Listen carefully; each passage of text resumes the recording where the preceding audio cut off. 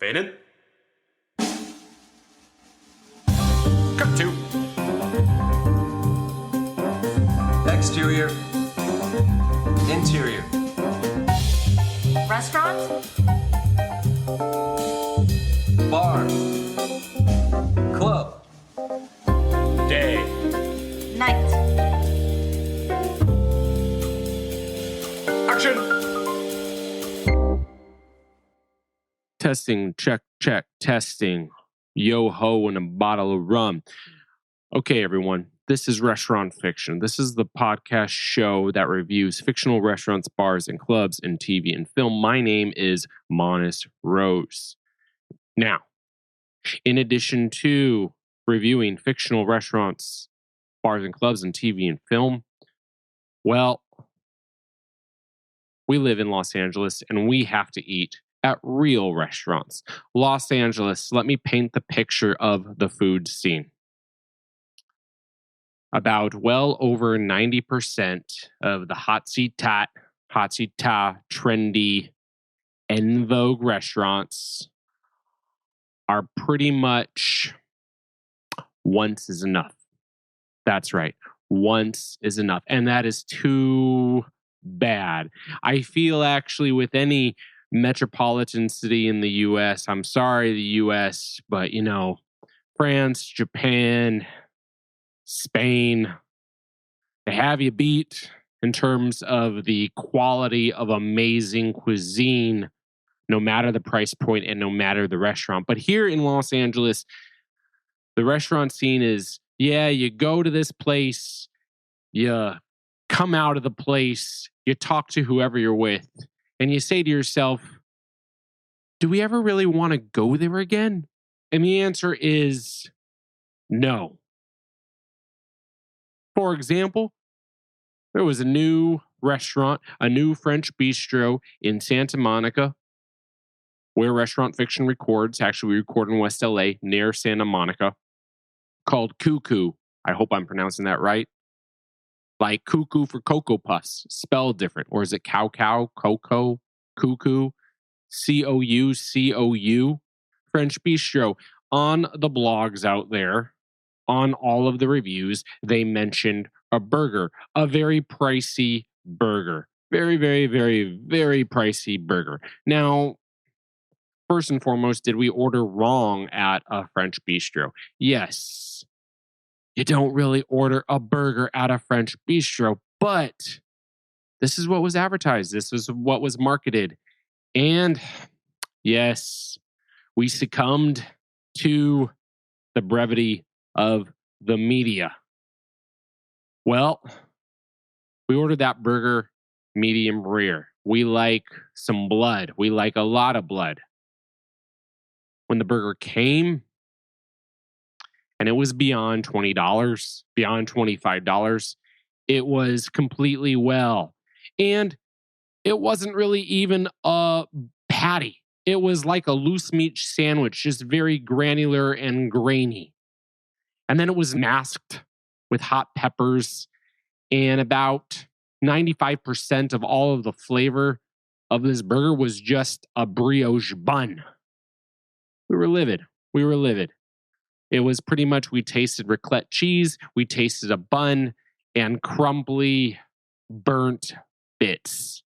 Who I was with, we also had a hot dog, which actually was quite good. Too much bread once again. Fries were okay. Service, abysmal. Water glasses never refilled. And this is a finer restaurant. We are waiting. We are saving our hard-earned energy, our hard-earned money to go. The server decided to serve a lot of other people, but not us for whatever reason. I don't take it personally. It just was not happening. Our food was left at the expediting counter, getting cold. Drinks were okay. Had the last word, which is, I believe, a French cocktail. And when we walked out after, of course, our Strauss frozen yogurt sundae, which, by the way, needs to go back to the R&D level, and they need to always compare their soft serve ice cream to McDonald's, because McDonald's, Mickey D's, I'm afraid, even though it is highly, highly unnatural, it is quite good. Quite good. I mean, that's been through the R&D ringer. But anyway, what are we trying to say is, yes, we ordered the last word, and this is probably the last word we're ever going to say about the Santa Monica joint, Cuckoo. Or is it Cocoa? Or is it Cuckoo for Cocoa Putt? I don't know. Anyway, welcome to Restaurant Fiction. My name is Monis Rose once again, and we are bringing on for our guest an even better, yes, you see, we look up to many food writers out there, food editors out there, food publishers out there. That's how we grow. That's how we learn. And we are bringing on the incredibly talented writer, editor, author, podcasting host, Matt Rodbard. Who is Matt?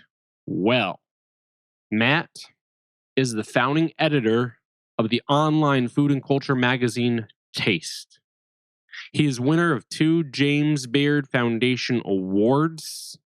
He is the author of Koreatown, a cookbook. He is a New York Times bestseller. He's currently working on a book called Korea World, a cookbook. He has an amazing podcast. He is out there, and he's an all-around badass kind of dude.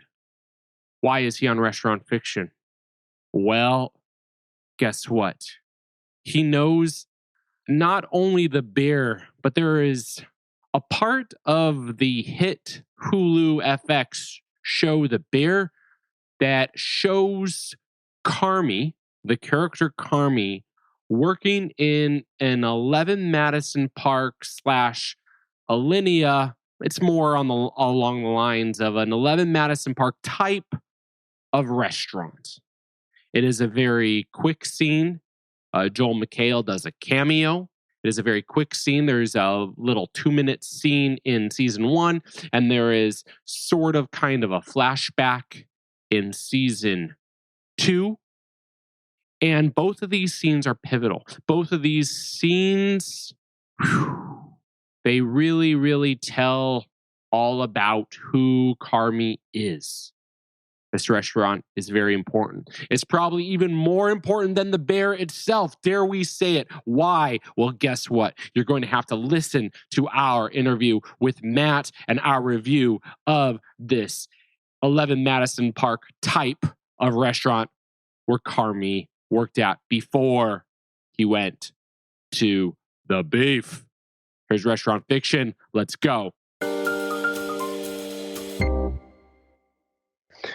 So, guys, gals, let me break down Manhattan fine dining over the last 50 years or so in a paragraph or two.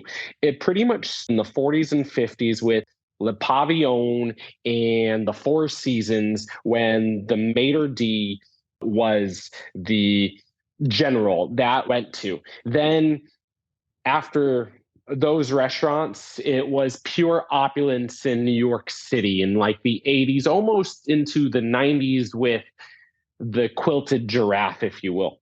Finally, moving into the 90s, actually had French dudes come in, some cool French dudes from France, a la Eric Ripert. Finally, in the 2000s, maybe early mid 2000s, the fine dining scene of New York City, it moved from pure stuffiness to cool with David Chang came on the scene. Also, the dude who ran Shake Shack, he also was connected with 11 Madison Park. So, you know, with all of these places, with all these fine dining places, to be a customer, it is amazing. You get your money's worth, you get your bang for the buck. Now, when you eat any morsel of any dish, and it's like usually a 15-course tasting menu at any, and I'm not particularly pointing the finger at any single one place. I'm talking about an amalgamation of fine dining restaurants. But when you pick and choose any single dish, you're getting two distinct points of view. One is from the artist, the exec. The other, it's from the brigade who's cooking dish. Now, what am I trying to say here? Well, let's just say this. Eric Repair, publicly, guys, gals, children, Eric Repair publicly went on the record and he talks about the torment and the nightmares that he received working under Joel Robuchon, may he rest in peace, in his memoir, that he went, and even though Eric cooked, and this is before his New York days, this is his France days. So at the time, even though his terrines were amazing, they were savory, they were rich, every single bite, there was a little bit of terror. A cook, a chef, what are we trying to say? That no matter if the customer is having the time of their lives, which they are, that is 100% guaranteed, you will have the most memorable experience. But when the cook and they're foraging and they're hunting and they're prepping and they're cooking and they make this very extravagant neo food menu, when the shift is over, let's just say this, there's a whole lot more love in a very greasy Chicago Italian beef sandwich. All right, that is our really quick review, or maybe essay, our general essay of the fine dining, New York hotsy tot restaurant that Carmy works at, that is featured in little blips of season 1 and a little bit of a blip in season 2 of The Bear. We are talking to editor-in-chief, cookbook author, podcast host, Matt Rodbard. Matt, what do you have to say about that little review? The floor is yours, from especially season 1 of The Bear and a little bit of season 2 of The Bear. You said it well by bringing in the French dudes. I like that you actually use the term French dudes and how they inspired New York dining. And I like the quilted giraffe reference. We can't forget about that guy, which certainly had more of a California angle to it. And Robuchon, of course. Very complicated figure. Very complicated figure. The Bear season 1 mainly features obviously the original beef of Chicagoland, but there are these blips of Carmy's past, where Carmy is the chef de cuisine. He's on the expose line. He's plating the food, and his boss is played by actor Joel McHale. And it's a very quick scene, but you get in the world, you get in Carmy's head, and you get where Carmy is coming from. You get a little taste of the past, whether this be a forage type restaurant in Denmark or a 3 Michelin star restaurant in New York City, what have you. It's this type of caliber. What resonated with you about this fictional restaurant from The Bear? You have your pickings and choosings. Well, you know what? I recognize this restaurant, and I went back and watched season 1, episode 2, called Hands, which has the majority of the flashback. There's a little bit in episode 3, but in this episode, there's a title card that it is specifically New York City a year ago. So we know Carmy is in New York. And we know that he is working on a brigade system. So he's working on the line with multiple chefs, and he's working Expo. So Expo is like the quarterback. He's running the kitchen. He's running the plates on a multi-course tasting, and he's doing several things at once, like probably 25 things at once. And I recognize that because I've spent time in kitchens. I've been to the kitchen at Noma and interviewed Renee years ago. I've been Eric Repair at Le Bernardin. I've watched service there, Danielle. And so I recognize this style of cooking. And we also, one of the references Geranium in Copenhagen. If you go in the back of the house there, you see similar technique, and also the way that the menu is written down and crossed out as you're plating. So I'm recognizing this, and I'm recognizing the stoicism, the stoic appearance by all the cooks. Like, there's definitely terror in that kitchen. And I recognize, I can't say I saw terror in any of the kitchens I went to that I just mentioned, but I recognize the seriousness, the nerves, the anxiety, and I recognize how a central figure, a looming figure, can enter the world played by Joel McHale, and changed the mood dramatically. Absolutely. And I mean, it's a lot for people. Unfortunately, it also shows the abuse, the verbal abuse that Carmy has to take. Let's just say, as a person who formerly from the kitchens as well, that stuff exists. That is very relatable to us at Restaurant Fiction, and unfortunately that is behind the scenes. Obviously, the customers do not see that because they are eating the good food served, obviously, but that stuff does exist. Absolutely. What I also am seeing in this kitchen is extremely high level of cooking. I'm seeing beef medallions topped with carrots. I'm just seeing it was like a surf and turf. I think I spotted Arctic char and a beef like tenderloin medallion with some kind of garnish. And like shout out to Courtney's store, Coco Store, who was the head culinary producer on both seasons and has been on our show, our podcast in the past. So yeah, there's definitely like a high level of cooking there.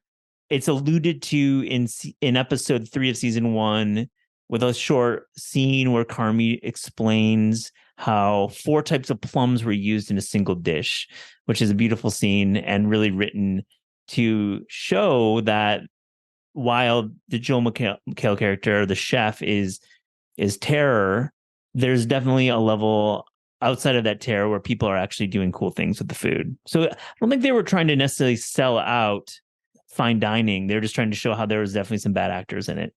Well, also, it goes just breaking away. This is a whole other argument. Maybe this is after this. Maybe this is drinks one day between you and I, Matt. But the star system. It is portrayed that this type of restaurant is a 3 Michelin, a 2 Michelin. It's a restaurant that is in the top 50 of the world.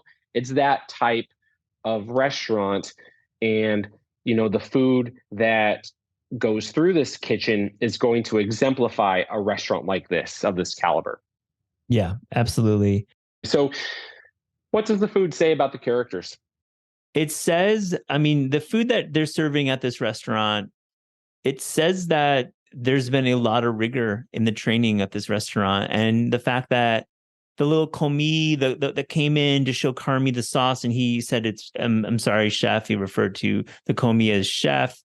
Sorry, the sauce is broken, and repeatedly saying that shows the level of cooking here. It shows a lot about obviously his restraint and his calm, and then the fact that McHale, we'll get into what McHale is saying to Carmy, which is very telling, how he is to blame for anyone's mistake on the line. So the CDC, and I'm assuming that's the role of Carmy in this situation, chef de cuisine is kind of taking all the heat for any mistakes made in an unrealistic way.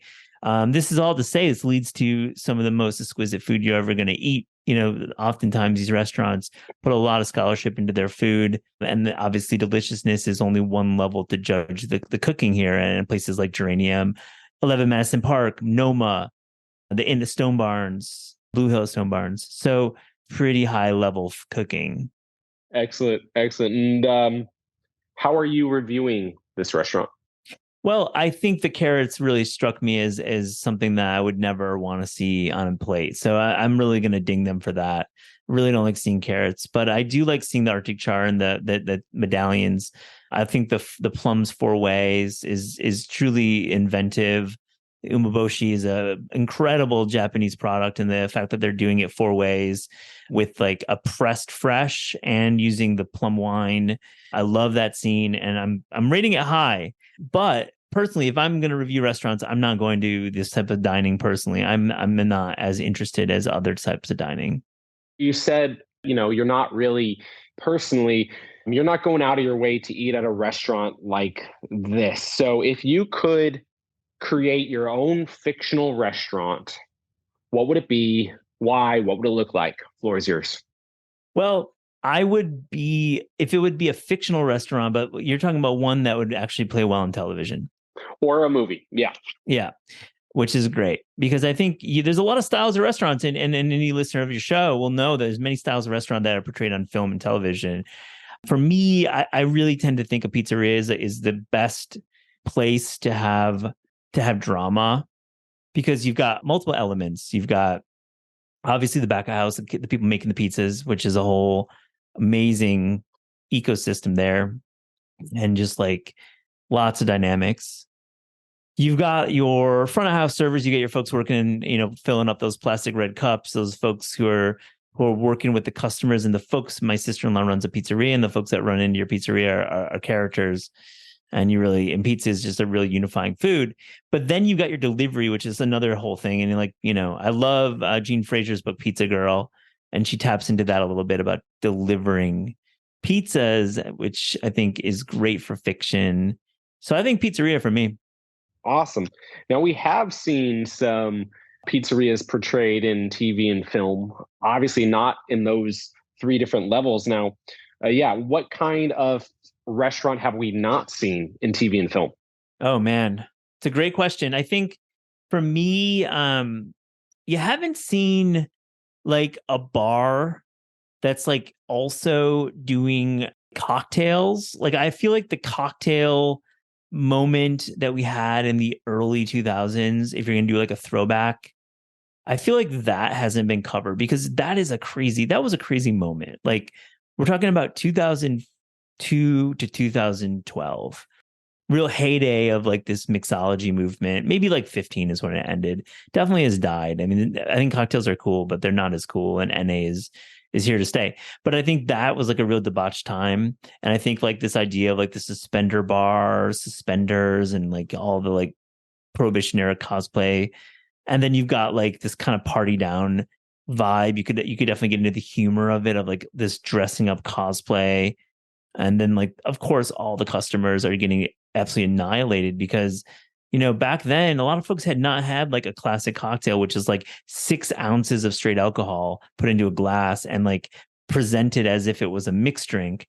So like people like didn't realize that these martinis or these Vespers or like the French 75 or the Corpse Reviver could go on, all these the Blood and Sand. These are like crazy potent drinks. So it could really lead to a lot of great moments of pure debauchery. Going back to this fine dining restaurant on the Beer, has there ever been a restaurant experience in your own life where you could at least just feel from not who you're with, but just feel in terms of the vibe that this restaurant experience is a very tense restaurant experience? 100%. You can feel it. I mean, you can feel the pressure, and you can feel the nerves, and you can feel the self-conscious nature of a server. And it can be unfortunate. You often want to give everyone the benefit of the doubt when going to a restaurant, and you have to be open-minded. Certainly things don't go as planned as always.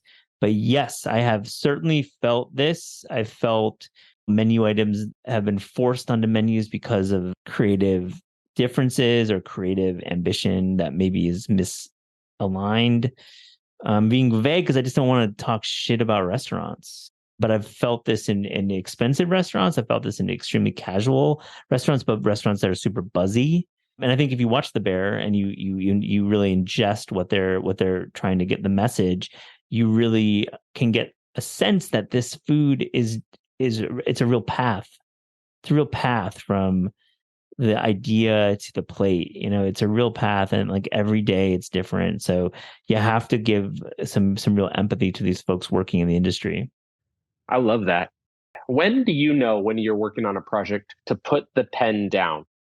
It's hard. It's a hard answer, because I think you are iterating constantly, especially on like a cookbook, which I'm working on right now. I'm still iterating, and we're in like I've been working on this for 3 years. So I think you need to like get drafts down. You need to actually write and keep writing, and then come back to work.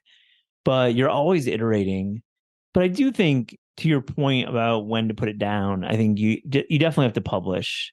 And this I have a perfectionist complex thing. That's no one wants to really hear that. I'm sorry, to say, no one cares. What I care about is just publishing stuff. So you're going to have to shake that off a little bit and just like file the story. Don't get stuck in that rut that it has to be perfect, because it really doesn't. People aren't reading all of your words, I'm sorry to say. This goes down to like, this is every outlet, not just small outlets, but large. We're a very distracted society. So think about that. The pressure is kind of off. You as a writer, if you think of it as like, oh, people are going to maybe read the first like 20% of the story. Obviously, you want to have standards. You want to like file copy that you really care about, but don't get bogged down by like that perfectionist kind of streak. When you're watching a TV show or film, how often are you saying, and it features a restaurant or it features a bar, how often are you saying, hey, they get it right? Like you watch The Bear and you're like, boom, they got it. The creators, the production designers, everyone just, they got it. They nailed it. Well, The Bear nailed it in so many ways. And that's why it's becoming a hit, a runaway hit, because I think, listen, this is $1 trillion industry in our country. There's a lot of people who have worked in some form of restaurant work, and the fact that we are working with such, I'm not going to say like bad, but like such like mediocre representations of restaurants in most of pop culture in terms of like scripted television and scripted film, obviously many exceptions, but I think that's why this is resonating. And I think that the reason we are drawn to The Bear is because, particularly season 1, and no spoilers of season 2, but they move away from some of that drama in the kitchen. But it really did capture a spirit of working in the back of house and how dirty and how disorganized even the finest restaurants can be. But for the most part, when a restaurant is like kind of right in pop culture, I'm buying it, giving them the benefit of the doubt. Also on stage, I saw this play with Raul Esparza off Broadway in like 2019. I'm forgetting the name of it. I wish I had it. And they like did live cooking during the play. And I thought that was so great to actually fire up and do some live cooking. So I think if you move it over to theater too, which I'm a huge fan of, and actually have live cooking, I think it can be very powerful as well. Was that an awesome fucking conversation or what? Matt, you are welcome back to Restaurant Fiction anytime, any day, 24/7, 365. Of course, I'm kind of busy some of those days, so we're just going to have to reach out. We're going to have to coordinate your people. We're going to have to call my people, yada, yada, yada. We'll get it. We'll get there. Anyway, in the meantime, the in-between time, you want to know more about how awesome and badass Matt is? Well, guess what? Go to his website. That is mattrodbard.com, mattrodbard.com.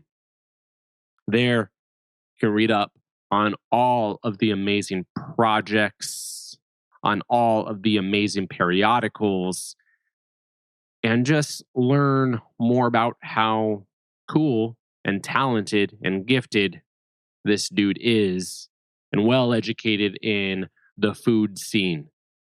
I mean, honestly, off the record, I was just spitballing some Koreatown joints in Los Angeles, which I am biased. I believe our Koreatown in Los Angeles is the best Koreatown in all of the US of A. And he knew lickety split. He knew what the dishes were. I mean, he had that Jonathan Gold-like encyclopedia in his mind. This guy is fantastic. Anyway, yeah, that is mattrodbard.com, mattrodbard.com. My name is Monis Rose. You found us wherever you found us. Well, guess what? There's going to be plenty of more episodes to where you found us. And if you just want to reach out, email is monis@restaurantfiction.com. And don't go to cuckoo for Cocoa Puss. Peace. Cut to Exterior. Interior.